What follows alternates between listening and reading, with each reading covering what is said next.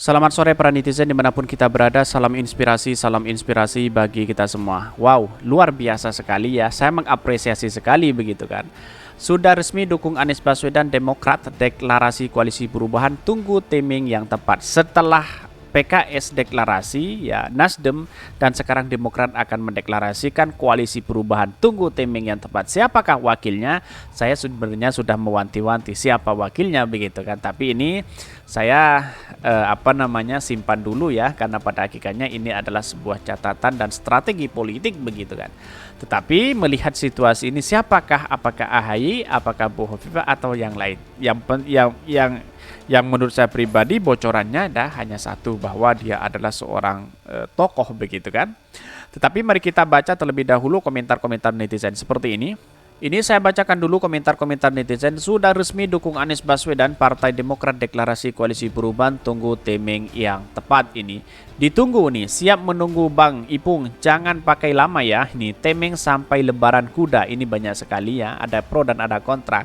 Kalau jadi berarti kompak, berarti kelompok Mabusi gagal. Anies gagal menteri dengan gagal jadi gubernur DKI, Agus gagal TNI, jangan sampai Indonesia dipimpin makhluk gagal. Wow, sudah nyerang para cebong hari ini begitu kan? Biarkanlah mereka, dan juga junjungannya yang kepanasan begitu kan. Dengan modal ngotang jabatan gubernur bisa diraih, karena itu kita harus mencegah agar jangan sampai jabatan presiden bisa diraih dengan jalan ngutang juga. Padahal ini sudah selesai, ngapain ya? Ya, tidak punya narasi apa begitu kan. Ya, padahal ya pada hakikatnya orang-orang tidak punya narasi ya seperti itu begitu kan. Ini yang lagi korban janji manis Anies Baswedan kini terlantar. Siapa sosok yang bergantung? Jawab. Seharusnya ini kan melihat situasi hari ini dengan rusun Bayam itu ya, melihat bahwa ini kan seharusnya juga menjadi PR ya kepada si Heru harus melanjutkan itu. Kenapa kok menterlantarkan orang di situ begitu kan? Ya pada hakikatnya harus diurus juga begitu kan.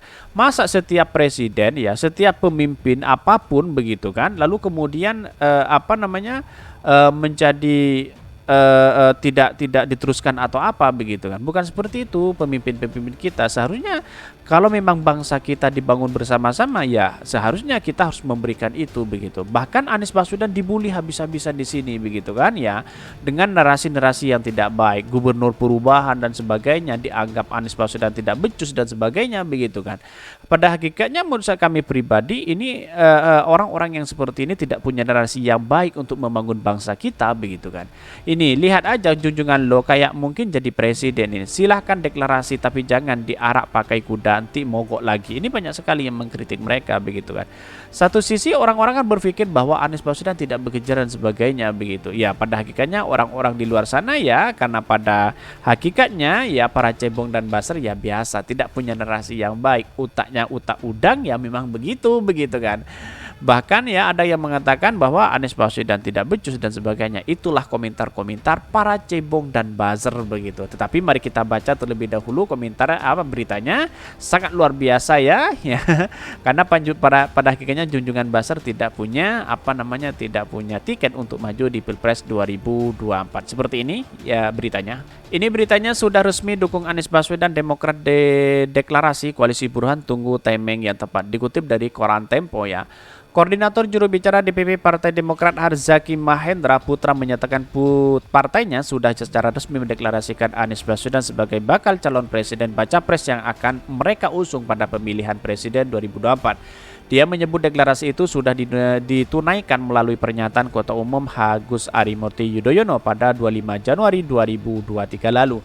Oleh sebab itu, kata dia, usai Partai Keadilan Sejahtera PKS resmi mendeklarasikan Anies, maka ketika Partai Koalisi Perubahan tinggal menggelar deklarasi bersama. Selain Demokrat dan PKS, Koalisi Perubahan rencananya juga akan digawangi oleh Partai Nasdem. Wow, sangat menarik begitu kan. Yang awalnya Anies dianggap gagal menjadi calon presiden dan akhirnya terbukti hari ini bahwa Anies Baswedan sungguh luar biasa dan memberikan bantahan terhadap para cebong-cebong dan buzzer yang hari ini memberikan statement bahwa Anies Baswedan gagal dan sebagainya begitu. Ternyata terbukti Anies Baswedan ya kebalikannya begitu kan. Ya inilah para cebong dan buzzer hanya cocot aja mulutnya ya, tidak melihat situasi di lapangan begitu. Tetapi kita harus hargai itu begitu. Bahkan tahapan selanjutnya adalah ke deklarasi koalisi perubahan secara bersama-sama. Tentunya ini didahului oleh pendatang ya, penandatanganan ya terkait dengan koalisi perubahan itu. Di antaranya penandatangannya adalah ada Demokrat, terus kemudian ada Nasdem dan PKS begitu kan. Bahkan dia disebutkan di sini ya, kesalahpahaman 3 ketum parpolnya nih, Harzaki turut mengungkapkan mencuatnya narasi bahwa deklarasi koalisi perubahan tak kunjung dilakukan karena Partai Demokrat belum mendeklarasikan Anies. Menurut dia, narasi itu hanya propaganda yang ingin menjodohkan Demokrat dan memecah belah koalisi.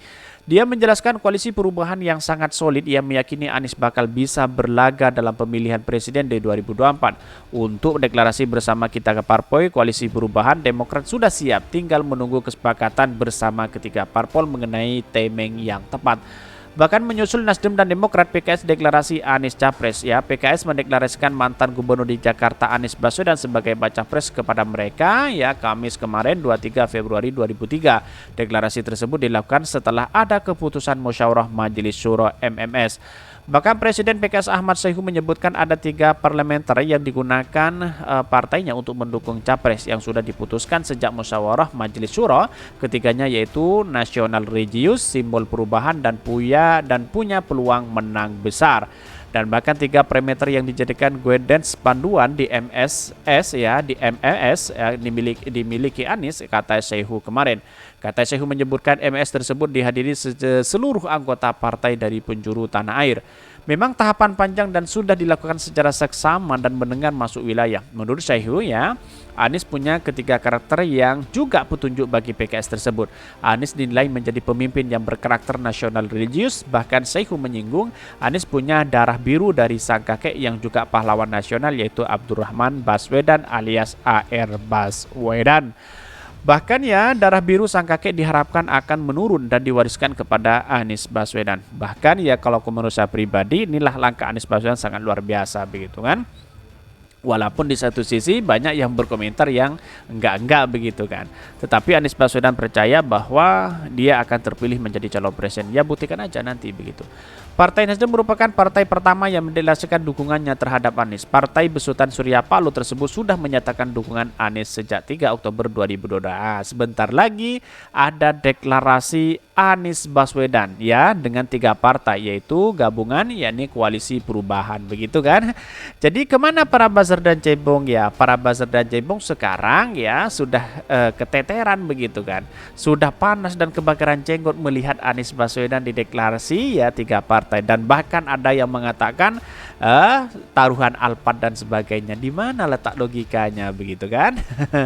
Saking percayanya dia bahwa Anies Baswedan gagal menjadi calon presiden sampai taruhan Alphard begitu kan. Ya pada hakikatnya orang-orang tahu siapa mereka begitu kan. Tetapi melihat situasi dan perkembangan hari ini, Anies AHY menjadi duet yang paling menakutkan begitu kan. Tapi di satu sisi ada Bohofifa juga menjadi alternatif di situ begitu kan, menjadi calon presiden dan bahkan menjadi rebutan begitu kan. Ya bisa saja rebutan inilah yang kemudian menunjukkan bahwa sebenarnya apa sih yang harus kita pikirkan begitu kan. Selain dia punya elektabilitas dan popularitas tinggi, masyarakat sudah percaya itu begitu. Itu bisa diteruskan begitu. Dan bahkan menurut saya pribadi langkah ini langkah yang baik, kira-kira seperti itu. Mungkin itu yang kami sampaikan. Tonton terus channel Hodari Podcast Rakyat ini karena ada berita-berita menarik dan viral setiap harinya. Salam para netizen, salam inspirasi bagi kita semua. Jangan lupa di subscribe channel YouTube Hodari Podcast Rakyat ini.